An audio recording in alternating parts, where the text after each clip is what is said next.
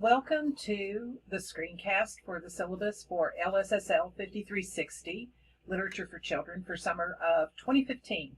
This is Terry Lassane. I'm your professor for the course, and I want to take a little bit of time to go through the syllabus with you.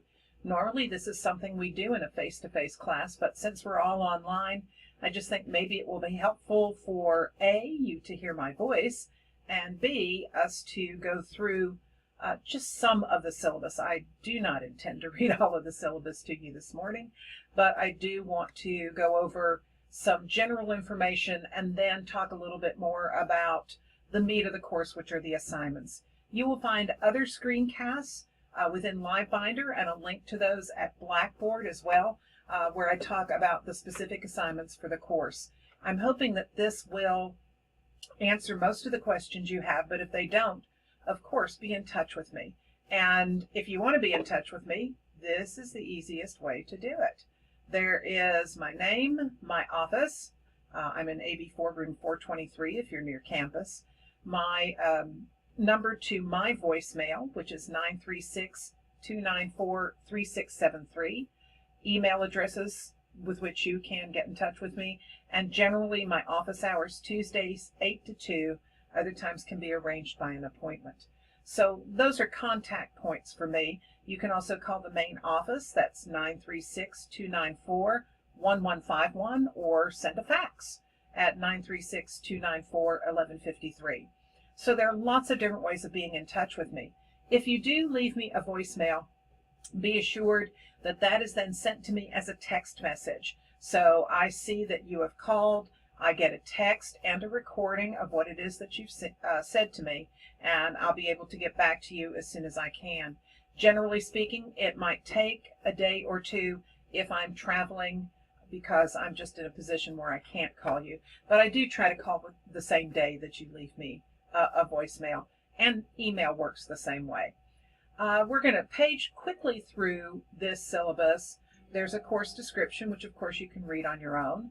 The IDEA objectives, these are the objectives that I set as being important to the course, and you'll be asked at the end of the course to evaluate whether or not I did indeed emphasize the essential and important objectives. So take a look at those from time to time and just ask yourself, is this what this course is doing? Because that's ultimately how you're supposed to evaluate me. The next page has the books for the course. There is one textbook, Children's Literature in Action, A Librarian's Guide by Sylvia Vardell, out of Libraries Unlimited. The department has copies for purchase. It says I do, but actually that's the department.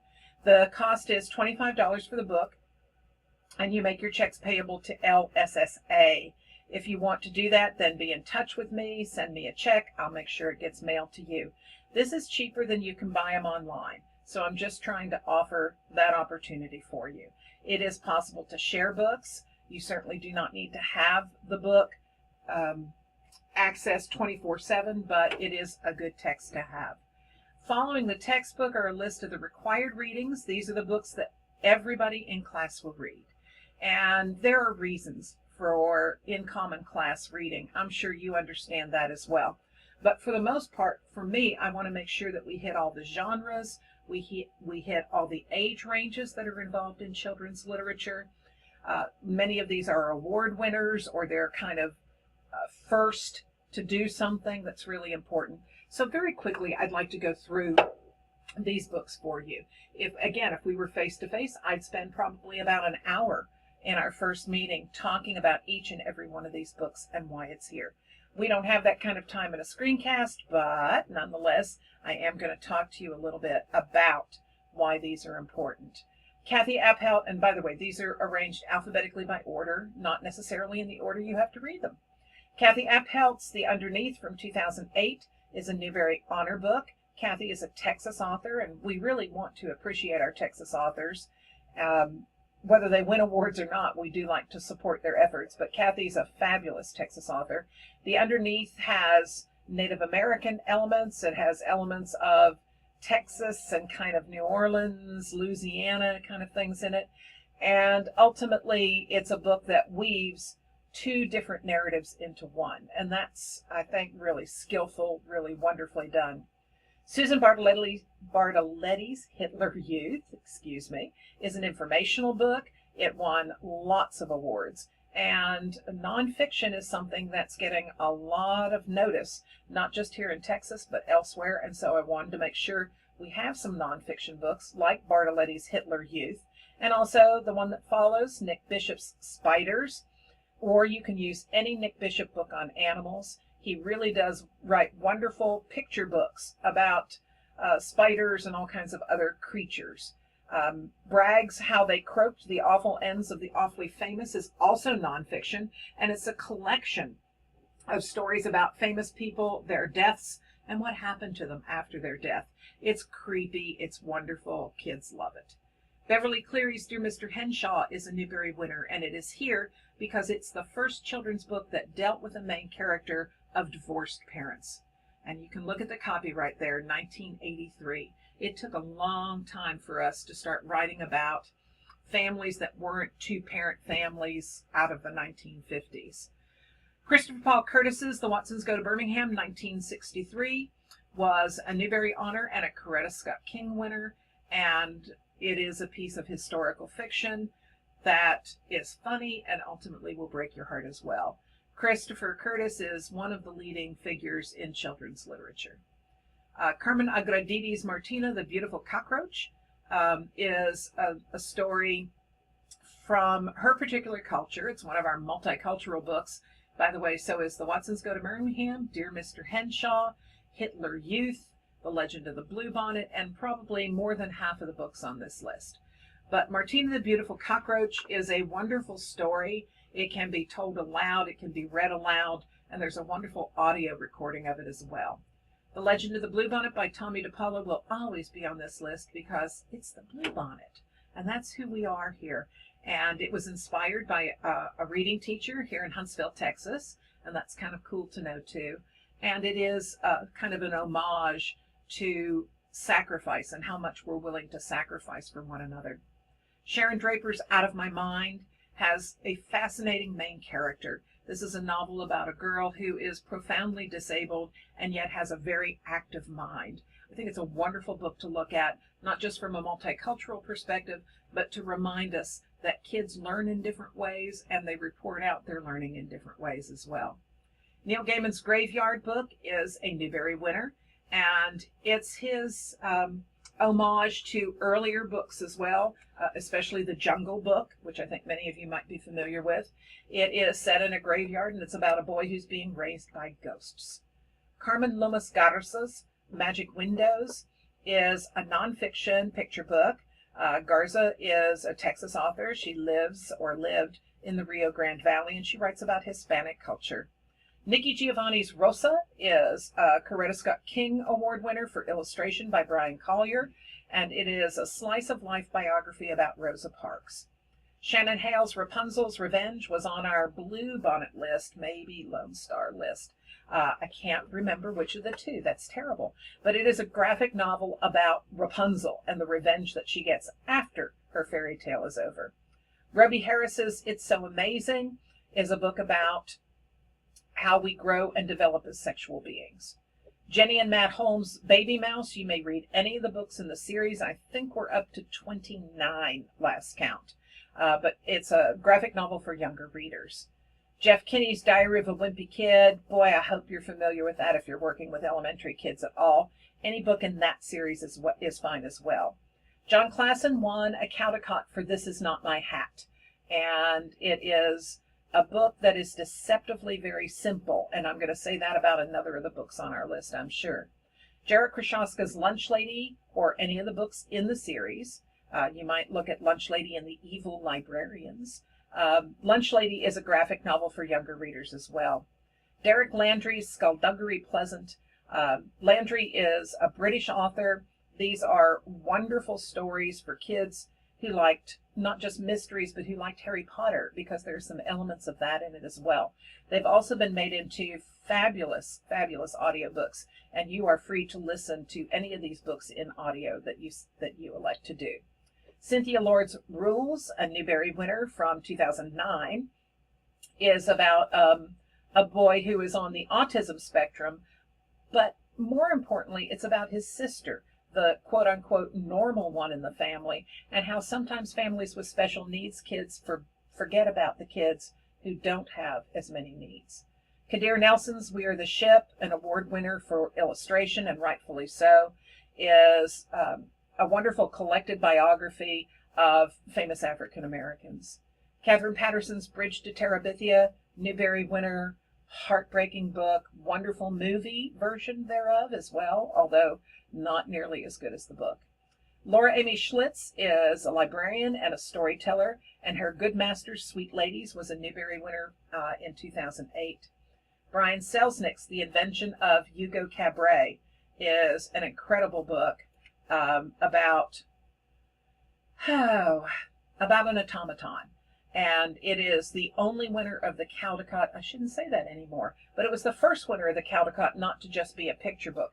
We now have a graphic novel winner of the Caldecott this past year.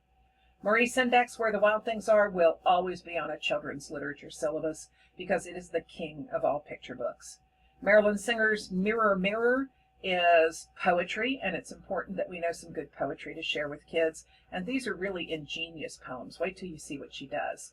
Lane Smith's It's a Book is a 31-page run-up to a joke, which occurs on page 32. Melissa Sweet's Balloons Over Broadway, The True Story of the Puppeteer of the Macy's Parade, is nonfiction, and just as the title says, it's about how the Macy's Parade went from being puppets to being balloons. David Wiesner's The Three Pigs, probably my favorite variation of that fairy tale. And finally, Mo Willems' A Big Guy Took My Ball. You could read any of the Elephant and Piggy books. That's certainly what this is one of. Willems really knows how to write those easy-to-read chapter books for kids. So those are the books you're going to be reading for the course. The course is online. Here's a view of the content of the course, the AASL standards that I'll be addressing toward the book, in the course, and then finally, here we come to what you have to do to pass the course, or in your case, I know you're all thinking, to get the A in the course, Dr. Lassane. There are two major assignments for the course. I know that seems like, oh, only two, but the two that you have are pretty intense. The first is to create an outside reading annotated bibliography. That's worth a third of the points in the class. To do that, you will read 50 additional books for kids. Almost all of them are picture books or really short chapter books, so that reading should not take a great deal of time. 10 of the books should be Caldecott or Caldecott Honor books. They should represent a range of at least 50 years of the award, which has been given since 1938. So we're coming up on 80 years of that award. You should have no trouble going back and picking up a book from different decades over a 50-year range. Then 10 books from the New York Times bestseller list for children. Please do picture books here, and those will be identified from January through to this summer of 2015. 10 books from the Put a Belpre Award list. This is the award given for Hispanic authors and illustrators whose work features Hispanic culture. 10 books from the Coretta Scott King or Coretta Scott King Honor winning books. These are books by African American authors and illustrators which feature African American culture. And finally, 10 books from the Geisel Award. These are the books that basically honor Theodore Geisel, Dr. Seuss. So they're short, easy to read chapter books. So those 50. There are details about how to do this assignment up at LiveBinder, and there'll be a link to LiveBinder from Blackboard. And the reason I put it at LiveBinder is you can get to it before the semester begins. So there'll be explanation of how to do this, and I'll do a screencast for it as well. The second assignment, which is worth 2/3 of the points for the class, have you creating a blog and blogging the required books and information about the textbook along the way. There will be lots more details at LiveBinder and a link from Blackboard to LiveBinder. So that's how you get your points for the class. I would really urge you to take time to read all of these policies. I'm not going to go over them with you. I'm simply going to say that the most important policy from your perspective is I do not take late work, period. Let me repeat that. I do not take late work. The reason for that is really simple, folks. When a deadline comes, I have basically a couple days to get that graded, get it back to you. And when the end of the semester comes, I have to file those grades. I can't turn my grades in late any more than you can in your individual schools. So I have to insist that work be turned in on time. If something comes up, it is your responsibility to be in touch with me right away, just right away. Otherwise, I'm sorry if it's late and you don't do it. There is no way you're going to pass this class. So please, please, please, please mark those due dates. Those are up at Blackboard. Those are also up at LiveBinders. Moving on, we have a conceptual framework, which gives you a lovely little chart from the College of Education and from me. But this is probably what you're most interested in. How do you get your A? Basically, you have 300 points available to you this semester. You get 270 out of 300 points, that's 90%, and that's your A. 80%, that's 240 through 269, earns you a B. After that, really, you're probably looking at an F. That's why I say it's really important to get assignments done on time. You do have 30 points worth of wiggle room here where you can have some errors, have some points deducted, and still receive your A. There is no extra credit for this course, and I'm going to say that again too. There is no extra credit for this course. You have 30 points before you're looking at a B. Once you have exceeded those 30 points, then a B is what you will get. It might be 269 points. You've lost 31 points. The argument is not it's just a point. The argument from my perspective is it's 31 points. So let's make sure that you do this as correctly as possible and certainly on time. You now have a bibliography that you are free to peruse in your spare time, but you certainly don't need to. And that, ladies and gentlemen, is the syllabus for the course. If you have any questions about anything in this screencast, please, please, please get in touch with me. Thank you.